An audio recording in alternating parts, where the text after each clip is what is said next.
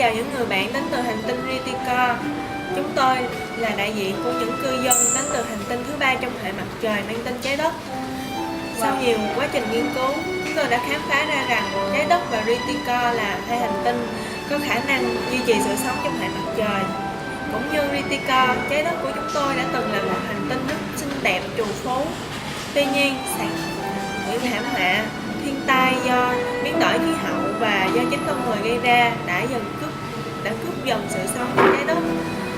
Hơn bao giờ hết, chúng tôi đang lâm vào hoàn cảnh khốn cùng và cần sự giúp đỡ của các bạn.